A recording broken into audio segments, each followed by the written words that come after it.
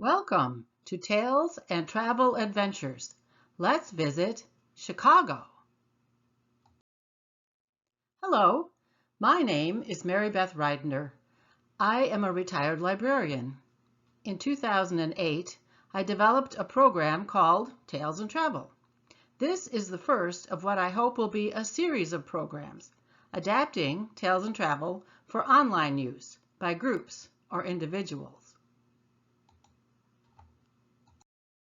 There are two ways to use this program. You can just listen and follow along as I read the narrative that accompanies each slide. Or you or your partner can turn down the volume and use the controls to pause each screen so that you can read the narrative out loud yourself.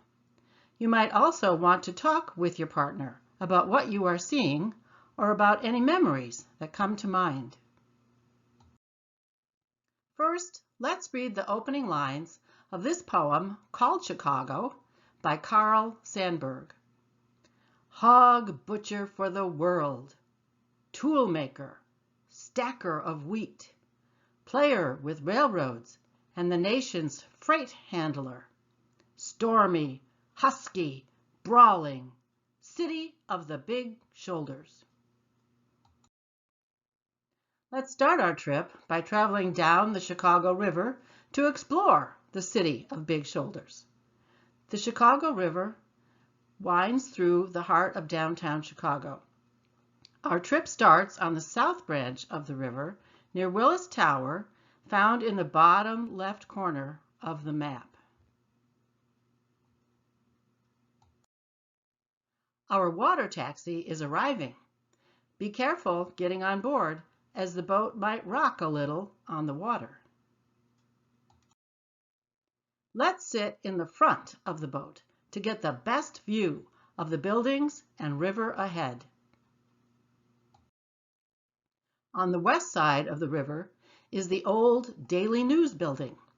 Built in 1929, this 26-story skyscraper was the first to have an open-air plaza. After the north and south branches of the river merge, we can see the Merchandise Mart. At 4 million square feet, it was the largest building in the world when it opened in 1930. We're going under a lot of bridges, like this one at LaSalle Street. The bridge is open so that tall boats can make their way to Lake Michigan. Here on the left, as we head east toward the lake, is one of two circular apartment buildings known as Marina Towers. They were finished in 1968. The first 19 floors of these 61-story buildings are for cars. Just after passing the Wabash Street Bridge, we see the 98-story Trump International Hotel and Tower. Finished in 2009, the building was named after then businessman Donald Trump. He is now the 45th President of the United States. Next, the Wrigley Building comes into view. Built in the 1920s as the headquarters for the Chewing Gum Company, it is located on the Magnificent Mile, as Michigan Avenue north of the river is called. Just across the river is where Fort Dearborn was built in 1803. As we head east towards the lake, the river is lined with pleasant park-like walks called the River Walk. Navy Pier comes into view as we approach Lake Michigan. Our boat ride is almost over, but not our trip. Back on land, let's go explore Navy Pier. This 3,300-foot-long pier was designed in 1916 as a boat dock and for recreation and events. During World War II, it was used as a training center by the Navy. Today, Navy Pier is a popular tourist attraction, known for restaurants, family attractions, and exhibition facilities. Are you up for a ride on the Ferris wheel? Did you know that the first Ferris wheel was built in Chicago in 1893 as part of the World's Fair? Looking north from the top of the Ferris wheel, we can see many of Chicago's skyscrapers. The black building with two white antennae was known as the John Hancock Center when it was built in 1968. At that time, it was the second tallest building in the world, with antennae reaching a height of 1,499 feet. Looking further north, we can see more of the beautiful skyline and beaches of the area known as the Gold Coast. As the shoreline curves, we can just see the trees of the Lincoln Park neighborhood with its famous zoo. Looking south, we can see downtown Chicago, also known as the Loop. I hope you have good walking shoes on because our next stop is Millennium Park in the Loop. After quite a hike, we've made it to Millennium Park. One of its most popular features is a sculpture called Cloud Gate, affectionately known as the Bean. Everyone wants to see their reflection in the bean. Perhaps we should take a taxi to our last stop, Willis Tower. It used to be called the Sears Tower. With 110 stories, it was the tallest building in the world when it was finished in 1973. What a spectacular view from the observation deck. Can you see the John Hancock Center in the distance?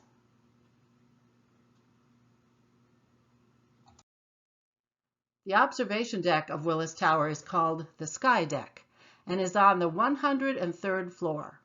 Are you brave enough to step out onto one of the retractable glass balconies known as the Ledge? It's only 1,353 feet down to the street below.